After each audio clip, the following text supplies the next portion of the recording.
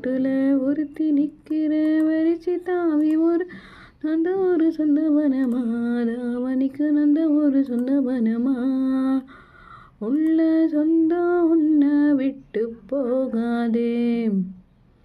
அடகோட தண்ணி உப்பு தண்ணி ஆகாதே மாமன உன்னை காணாம